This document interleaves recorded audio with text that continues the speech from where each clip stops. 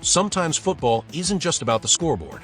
It's about the emotions boiling underneath, the unspoken energy that shapes the entire game.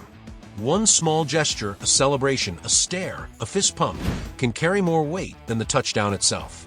It's in those little moments where the true story begins to unfold. The NFL is built on touchdowns, tackles, and trophies, sure, but it's also built on personalities, rivalries, and cultural conversations that spill outside the stadium walls. And right now, one of the greatest players in football history, Tom Brady, has ignited one of those conversations. A conversation that goes beyond points and playbooks. A conversation about how quarterbacks should celebrate, and more importantly, what those celebrations say about the game and about us. I've always been the type of person who pays attention to the details others miss. When a quarterback fires a laser into the end zone for 6, most people's eyes stay glued to the ball or the receiver. Mine? They go straight to the quarterback. Who does he run to? What's the first move he makes? Because that moment right there tells me everything about who he is. Some quarterbacks immediately sprint to their offensive linemen, the unsung heroes who just fought like warriors to give him that extra second. Others run down the field to find their teammates, pulling everyone together into a shared moment of triumph. And then there are those who turn the spotlight onto themselves, firing imaginary pistols, pointing skyward, pounding their chest. Flashy, showy, self-promotional. And that's the dividing line. Are you celebrating for the team? Or are you celebrating for yourself? Now, to be clear, football has always had celebrations. It's part of the DNA of the game. From the earliest days, players have been spiking the ball, dancing, and letting that adrenaline pour out. But recently, Tom Brady, arguably the greatest quarterback to ever play the sport, threw gasoline on this topic and set it ablaze. And when Tom Brady talks, the world listens. This isn't just any player. This is the man with 7 Super Bowl rings, countless records, and a reputation as the ultimate competitor. His voice doesn't echo, it thunders. And this time, what he said left people stunned. Brady didn't just comment, he condemned. He flat out called today's touchdown celebrations rubbish. He said they were unnecessary, even harmful to the game. And he didn't leave it vague. He pulled from his own experience to set the example. Brady said that when he was the quarterback, his instinct wasn't to mug for the cameras. He didn't waste energy on solo dances or hand gestures. Instead, he went straight to his linemen, straight to his teammates. He celebrated with the guys who made the play possible. To him, that was what winning was all about, building a sense of unity, intimidating the other team, not with individual antics, but with collective strength. On the surface, it sounded noble. Team first, selfless. The exact values coaches preach from youth football all the way to the NFL. But the way Brady delivered it, the sharp edge in his tone, the absolute certainty in his words, made it clear this wasn't just about him praising his style. It was about tearing down others.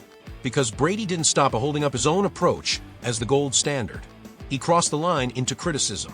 He mocked the so-called showboating, the 6 shooter guns, the finger-pointing, the choreographed moves. He labeled it selfish, pointless, and bad for the game. And whether he said their names directly or not, everybody knew who his words were aimed at. He was targeting the new wave of quarterbacks. Guys like Deshaun Watson. Guys like Shedeur Sanders. Quarterbacks who don't just score, but who ignite the stadium with fire and charisma. Quarterbacks who wear their confidence on their sleeve and refuse to dim their personality. Brady's message was clear. Those celebrations weren't about winning. They were about branding, ego, personal glory. He even went so far as to say that celebrating as a team was more intimidating than watching a quarterback act out a solo performance. To him, pointing to the crowd or firing imaginary guns wasn't strength. It was weakness masquerading as swagger. And that's when things really got heated. Because when you start calling out players like Shedeur Sanders and Deshaun Watson, when you paint their fire and individuality as flaws, you're not just critiquing football, you're stepping into something much deeper. Because this isn't just about football. This is about race. This is about the long, ugly history of how black athletes have been treated differently in America. It's about who gets permission to celebrate and who doesn't. Let's be real, this isn't new. Black athletes have always been held to a different standard. Their confidence has been called arrogance.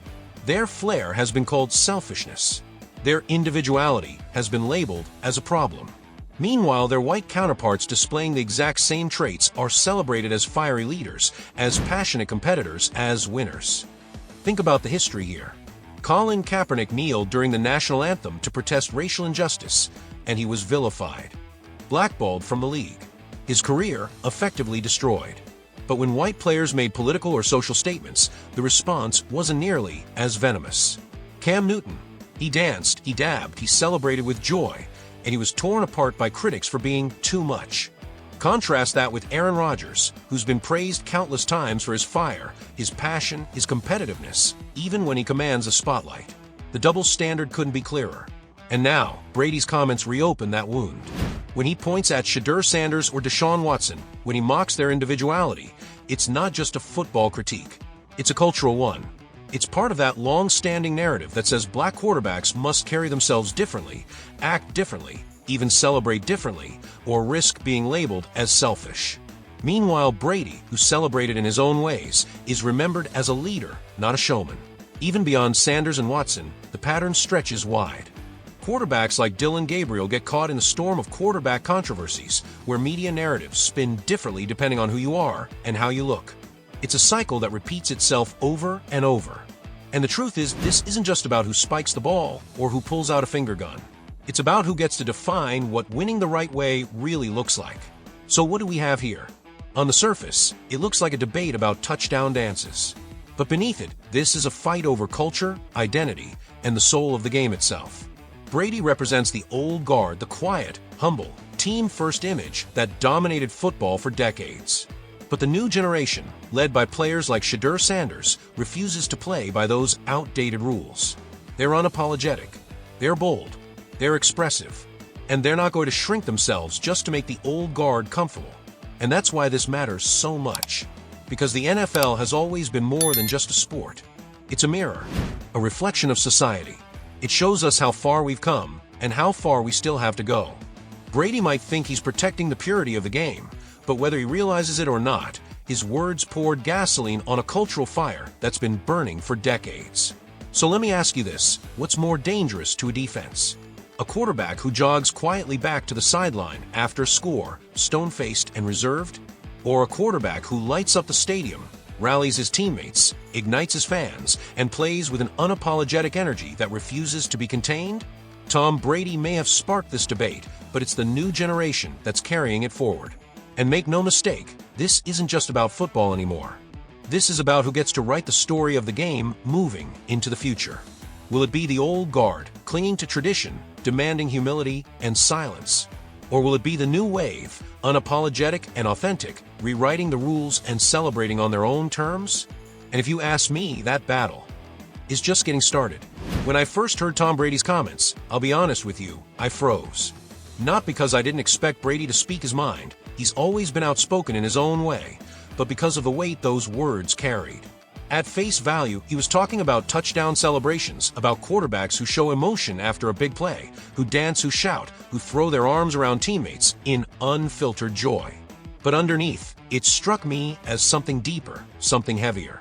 What Brady said, whether he meant it or not, touched on an issue that has lived in the NFL for decades, the way black athletes are constantly told how they should act, how they should express themselves, and how much of their personality they're allowed to show on the field.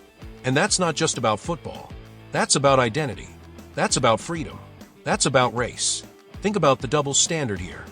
When a black quarterback like Shedeur Sanders flashes his personality after dropping a dime into the end zone, or when Deshaun Watson celebrates a touchdown with energy and flair, the reactions aren't just about the play itself.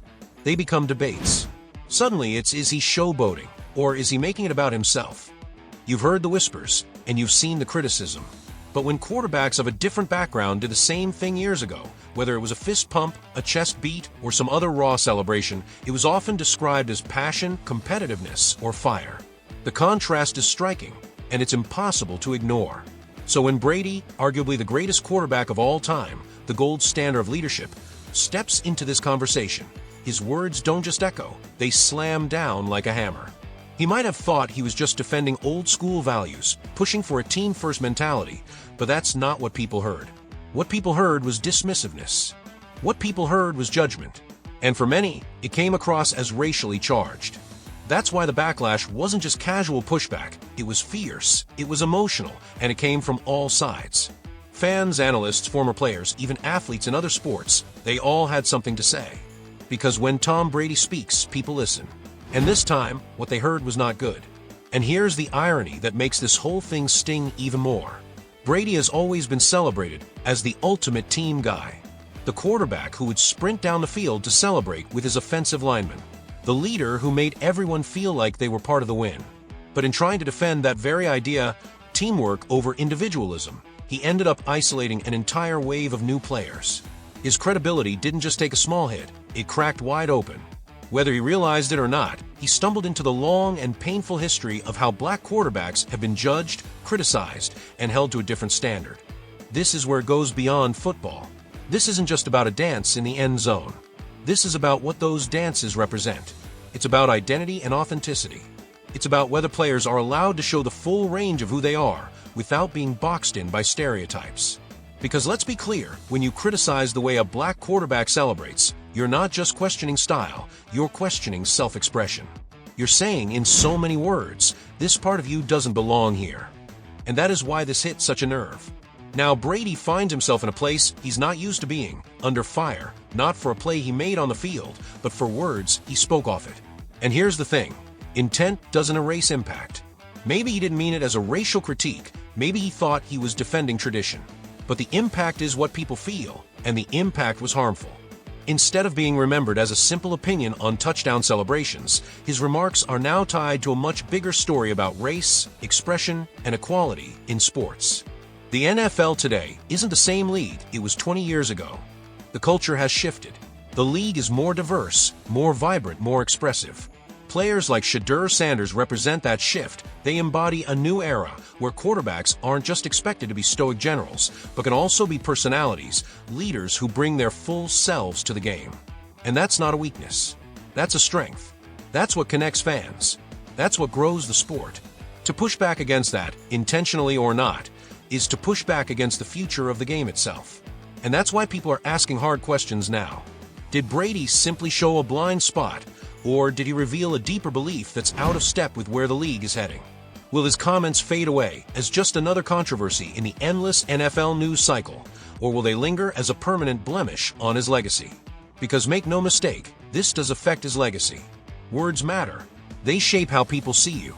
They can either contribute to growth, or they can reinforce old, harmful patterns. So here's where I stand. Tom Brady has every right to his opinion.